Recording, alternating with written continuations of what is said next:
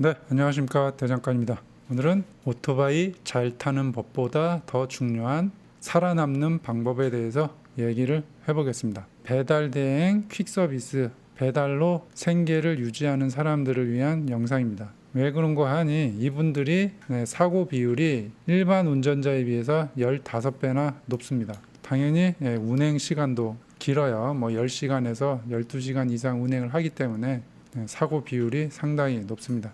우선은 사고가 어떻게 나는지 한번 통계를 보겠습니다. 2021년 1륜차 사고 통계, 사고 건수가 2만 건이 넘고 사망자 수가 459명, 부상자 수가 2만 6천 명가량 됩니다. 그런데 이제 여기에 부상자 수 안에 중상자가 있습니다. 뇌사자나 장애가 발생된 중상급의 환자가 17% 정도 됩니다. 4,525명.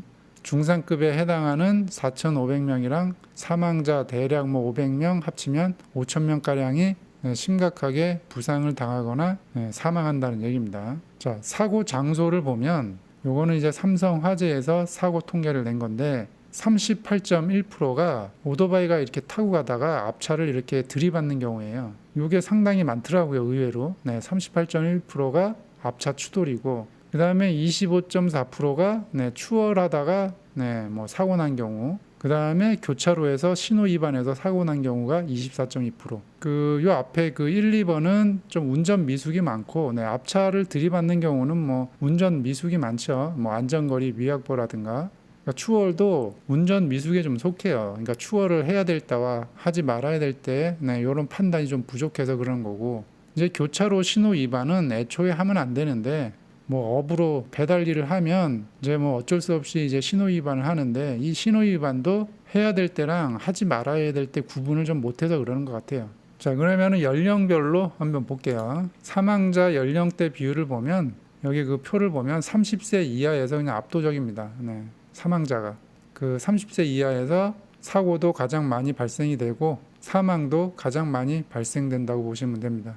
연차별로 제 나름대로 특징을 추려봤습니다. 이제 1년차에서 2년차는 똥오줌을 못 가릴 때 재미있지만 두려운 시기, 이때는 이제 재쿵 가벼운 접촉 사고가 많이 납니다. 그리고 사고가 나도 본인 과실이 좀 많이 발생이 되죠. 그리고 운전 미숙으로 발생된 사고가 많아서 부상이 좀 경상 정도가 많은데 어쨌거나 사망 비율도 20%에 육박을 합니다.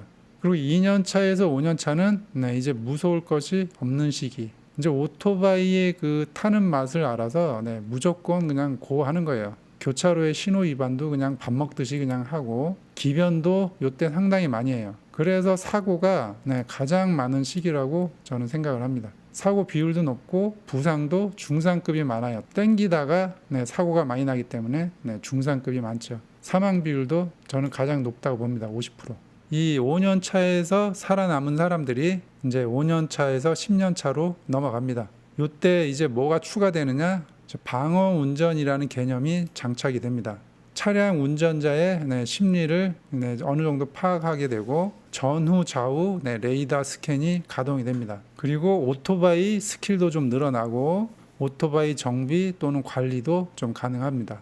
이 추월을 할 때 선별이 가능해져요. 아까 제가 처음에 얘기했듯이 추월을 해야 될지 말아야 될지 이런 판단력이 좀 갖춰지는 시기라고 보시면 돼요. 그리고 교차로 신호도 마찬가지로 선별이 가능해지는 시기입니다. 어쨌거나 오토바이를 타기 때문에 15% 정도 나온다고 보시면 됩니다.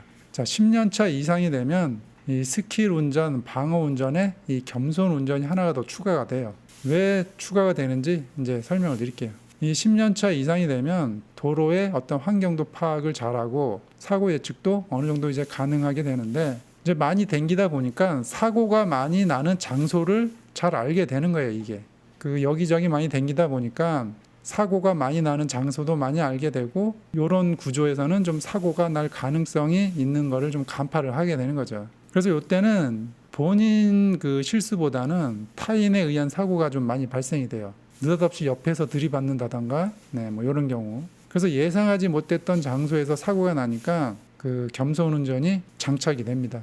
다 그렇다는 건 아니고 사망 비율은 10년 차 이상이 돼도 10%가 나옵니다. 20년 차 이상이 되면 네, 돈보다는 이제 안전기관 쪽으로 이제 노선이 바뀌고 네, 오늘도 살아남자 네, 이런 쪽으로 바뀌게 됩니다. 사망 비율은 마찬가지로 10%가 넘습니다. 그래서 이제 문제가 되는 구간이 1년에서 5년 차 네, 30세 이하입니다. 사고도 가장 많고 사망 비율도 네, 50%가 되기 때문에 그 앞차 추돌이 38%, 추월이 25%, 교차로 신호 위반이 24%, 이게 87%이기 때문에 요거만 조심하면은 네, 살아남을 수가 있습니다. 그 앞차 추돌 같은 경우는 사실 운전을 집중을 안 해서 그런 거죠. 안전거리 확보도 안 돼 있고 운전 집중도 안 되고 그래서 앞차 추돌을 하게 되는데 요거는 쉽게 해결을 가능하죠. 네, 그냥 운전 집중을 하면 돼요. 안전거리 확보하시고 그 내비도 도착 지점에 그냥 지도만 한번 보시고 내비 보지 말고 운전에 네, 집중을 좀 하시고 추월 같은 경우는 사실은 앞차 추돌보다 더 위험해요. 왜 그러냐면 중앙선 넘어서 추월을 할 때 반대 차선에서 차가 와서 들이받으면 정면 추돌이 되거든요. 그러면은 사망 확률이 거의 뭐 90% 100%이기 때문에 그 앞차를 본인이 이렇게 박는 거랑 맞은편에서 오는 차를 정면 추돌하는 거랑은 네, 부상 정도가 달라요. 그래서 이 추월은 운전 스킬이나 뭐 어떤 감이 없으면 네, 시도를 하지 마세요. 그 앞에 박는 것보다 더 위험합니다. 교차로도 네, 마찬가지예요. 그러니까 이 1년에서 5년 차는 도로의 환경도 배우고 오토바이도 네, 배우는 기간이다 생각하고 속도를 줄이세요. 네, 교차로도 감이 없으면 신호 위반하지 마시고. 그래서 이 1, 2, 3번만 이제 주의를 하면 87%의 사고는 방지가 되는 거죠. 사고가 적기 때문에 뭐 다칠 염려도 없을 것이고. 그래서 5년차 30세 이하까지는 운전을 배우고 일반 도로의 환경을 좀 배운다 생각하시고 네, 실실 댕기시기 바랍니다. 그래서 목표를 이렇게 잡으세요. 편하게. 자, 50세 이후 멀쩡한 사지를 간직하자. 돈보다는 오늘도 살아남자. 항상 겸손하게 운행하자. 꼭 살아남길 바랍니다. 오늘은 여기까지 하겠습니다.